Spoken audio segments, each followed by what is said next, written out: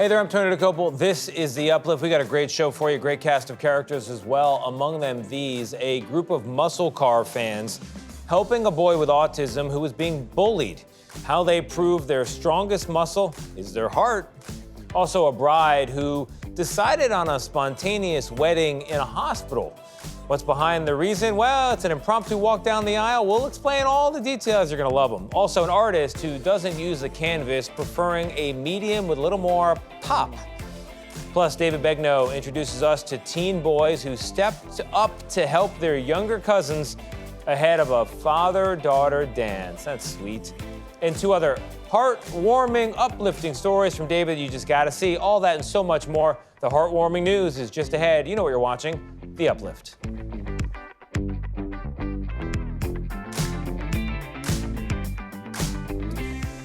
Welcome to The Uplift, the show that lifts you up for at least the next 30 minutes, you and me as well. And we're going to begin with the story of a group of muscle car enthusiasts who proved their strongest muscle was, I'll say it again, their heart, when they stood up for a boy with autism, a boy who was being bullied. Here's Steve Hartman. Sometimes wearing rainbow colors isn't about orientation or politicization. Sometimes a rainbow is just a rainbow. Like when 10-year-old Hunter Blankenship picked out his glasses. This car-loving autistic boy wasn't making a statement. He just loved the look. Until the day he didn't. He hated them. He wanted to break them. And that's all because of that one bully. Megan Fancher, Unfortunately, is Hunter's mom.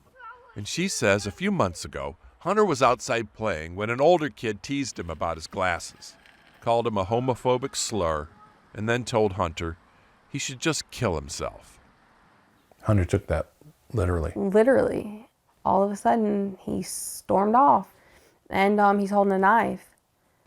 And I was like, no, what are you doing? He said, I'm going to kill myself. Hunter spent the next 2 weeks on the psychiatric floor Here at the Children's Hospital in Birmingham. And just before his release, his mother, desperate for some way to show Hunter that people care and life can be joyful, posted this small request.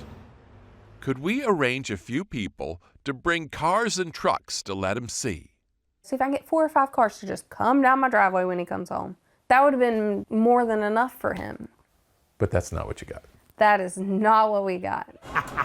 What they got was Sergio Sanchez, a local restaurant owner here in Clanton, Alabama, who saw the post and put word out to car clubs. Cars all the way from North Alabama to South Alabama, they literally had to shut down downtown. They shut down downtown. Yes. Roughly 1,500 show cars showed up, Make room for the VIP. along with more than 1,500 friends that Hunter never knew he had. He was, oh, there's my favorite person. There's my other favorite person. We're running to everybody. And all of them big fans of rainbow-colored glasses, which Hunter now wears proudly. There you go. Thanks to that gathering of car collectors driven to make a difference. It did. It saved his life. Steve Hartman, on the road in Clanton, Alabama.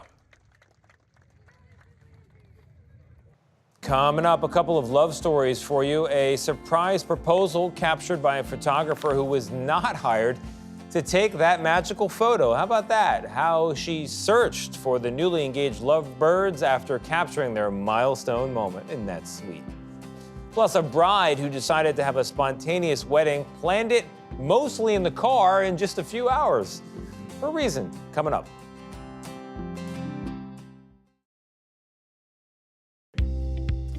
When a Boston area photographer named Becca Thompson captured a surprise engagement, she was overjoyed to have snapped the milestone moment. The only problem was this: she didn't know the couple. Here's CBS News Boston's Julie McDonald with the story. It's gonna sound really cliche, but I just really love love. Like, I'm such a hopeless romantic. When Boston photographer Becca Thompson noticed the look of love on Saturday, she couldn't help but capture it.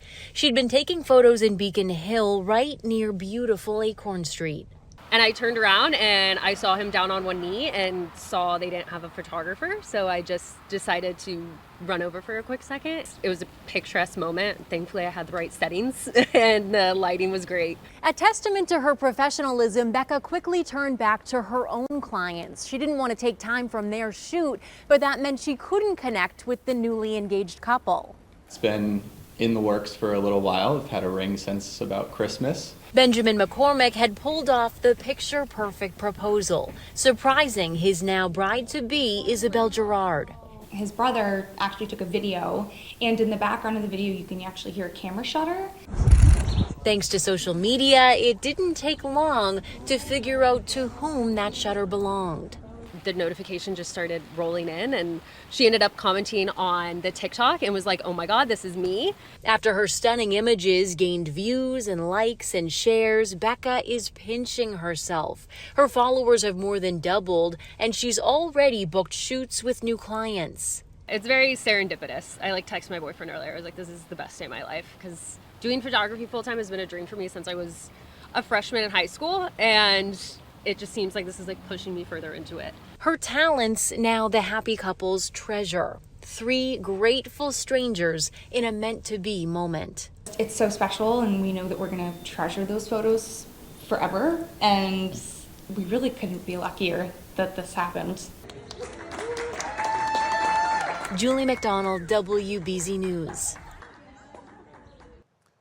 Looking for a last-minute photographer for a wedding hospital? That was the spontaneous request, a Facebook post that a bride-to-be named Miranda Hamilton wrote just hours before her wedding. Why was she getting married in a hospital? Why the lack of planning, the late request? Well, things are a little different this time around. Megan Schiller from CBS News Pittsburgh has all the answers. All eyes focused on Miranda and her dad, Mark Hamilton, 54 days into his battle with leukemia. He was really happy. He was ecstatic. He, at that point, I think, had the motivation to want to walk me down the aisle. He kept telling everybody, nothing's going to stop me from walking her down an aisle. And he did. The impromptu wedding started with a quick Facebook post as Miranda and her fiancé Tyler Jamison rushed down from Boston Friday night to get to her sick dad's bedside. Got in the car around 4, and then probably 9, 10 o'clock, I got on and I was like, I want a photographer. Is anybody available? That one post caught the attention of Dawn Takas, the founder of Pittsburgh Brides. In just a few hours, she pulled together what would take most people months. A makeup artist, the photographer, the guitarist, the florist, the wedding planner, and then all of the nurses. They pitched in, got my cake.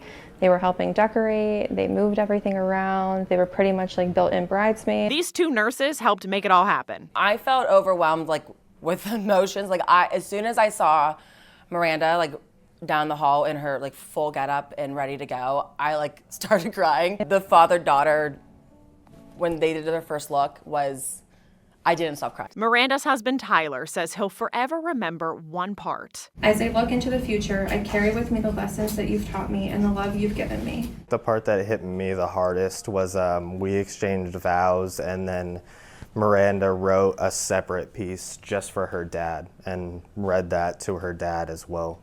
And that really hit home for me. You're my hero and my greatest inspiration.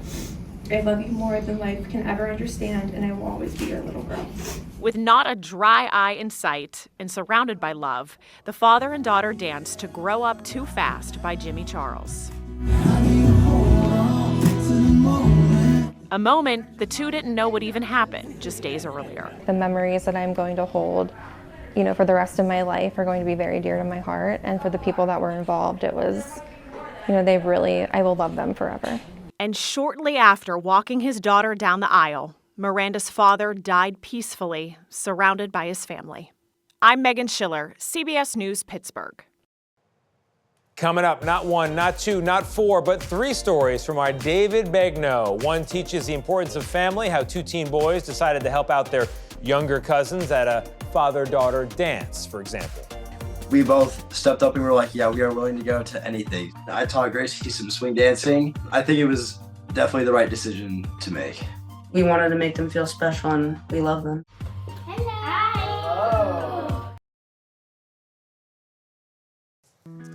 Anna Morgan can crochet just about anything, but her ongoing project is an almanac of sports made of yarn. Sounds challenging, it is. Here's Mike Kinney. With some yarn and a crochet hook, Anna Morgan can make just about anything.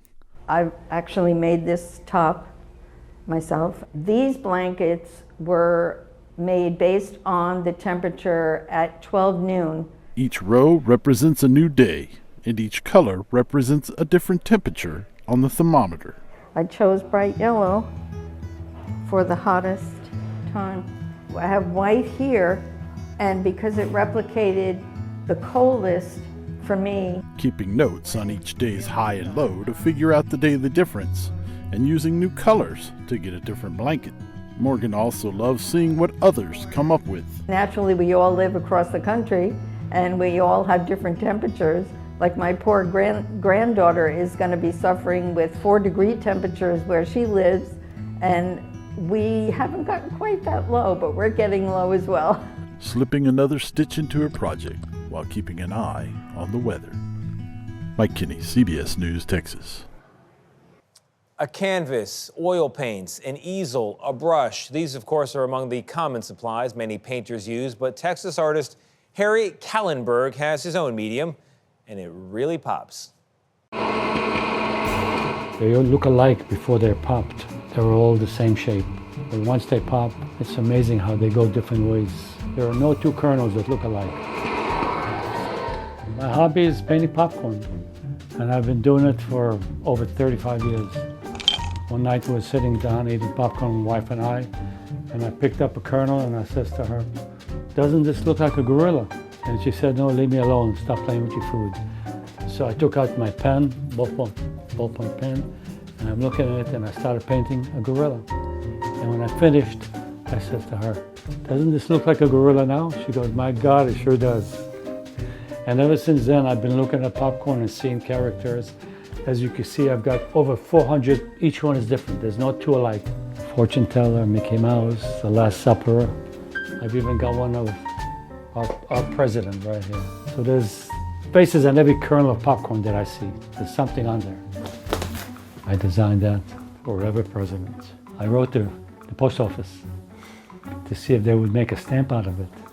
And they replied. It was nice of them to reply. They said, "We use our own artists," which a lot of people have in the eye. I mean, you could have an eye, you could look at it and say, "Well, that looks like that," but you may not know how to paint it.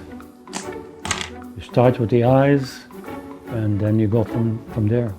And not always do I see something, but sometimes you don't see anything, so eat it. I developed a relationship with Ripley's Believe It or Not, and they came in and bought, I would say, maybe over 40 pieces that they've got in their museums all over the world. I haven't traveled all over the world to see them, but it would be nice to go to different museums and see my art. I enjoy it. I guess it not only makes time go by, but self-satisfaction to see that I create something out of nothing. Art is all around us, even on a kernel, a simple kernel popcorn. Coming up, three stories from David Begnaud. 2 teen boys stepped up to the plate to help their family. An elderly beaver became a social media sensation, and a great cast of characters on top of those as well. All of it coming up next. 2 teen boys who made a selfless decision to help their younger cousins. An elderly beaver that became a social media sensation. And a teen who beat cancer and then went on to beat a meaningful record. David Begnaud found them all, each and every one of them, for his Dear David series this week. Dear David is a collection of stories sent to us by viewers like you. It's my favorite way to start the week. We're going to begin in Idaho, where 2 young boys stepped up to do something so gentlemanly. Their grandmother just couldn't help but brag on them to us. Roll the tape, Kelly. 15-year-old Cade and 13-year-old Brody Nicolason were faced with a decision that would reshape their understanding of family, service, and sacrifice.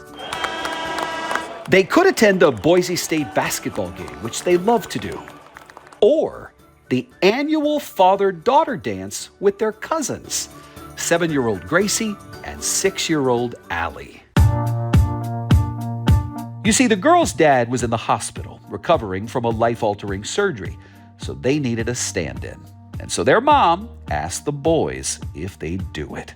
And they did, showing what it truly means to be there for your family. We both stepped up and we were like, yeah, we are willing to go to anything. I taught Gracie some swing dancing. I think it was definitely the right decision to make. We wanted to make them feel special and we love them. The boys, both Eagle Scouts, arrived with flowers in hand.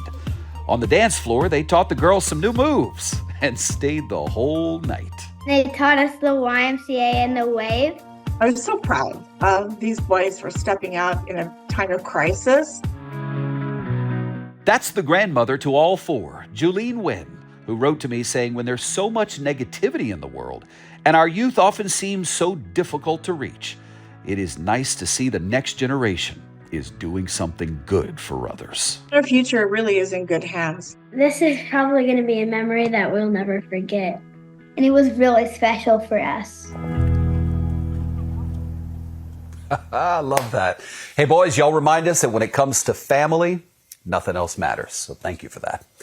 Now to a story from viewer Holly Stein in Columbus, Ohio. Holly wrote to us about an elderly beaver who became a social media sensation and in the process financially saved a pet rescue. Agnes the beaver was so badly injured and malnourished, the rescuers didn't know if she'd survive.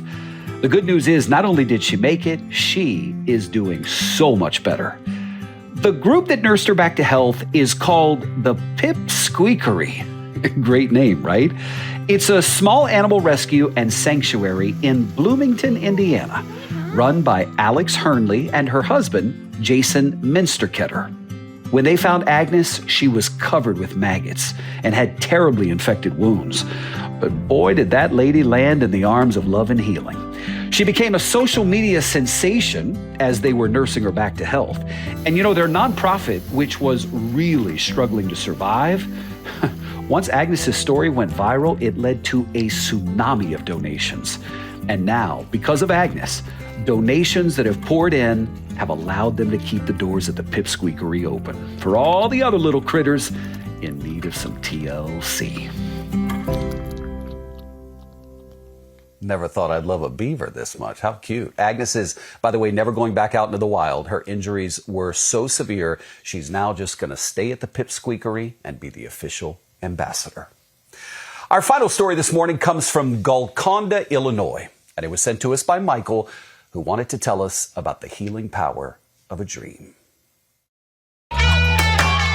In a small high school gym in Polk County, Illinois, Elijah Presser scored 48 points in his final home game this season. That broke a record that had stood for 31 years, a record set by his dad, Tyler Presser. The moment was years in the making. It was a dream that started here in his hospital bed. Elijah was 9 years old when he was diagnosed with stage 4 Hodgkin's lymphoma. He spent 5 months in the hospital, taking him away from friends and school and his church basketball league. There's a lot of great people at that hospital that took care of me, and I made sure I was all right, and here I am. They helped out a lot. Basketball was the welcome distraction during his 5 months of chemotherapy treatments. There would be times where we would be at home and I'd still go outside and shoot a little bit and mess around with the basketball every now and then when I felt good. It was also an inspiration to get better. Elijah told his mom that once he beat the cancer, his dream was to beat his dad's high school scoring record. Now that 9-year-old is 18 years old and he's cancer-free. He's the point guard for the Polk County High School basketball team, where his dad, who was the star player decades ago, is now one of the coaches. His dad, who was always at his bedside, was courtside the night history was made.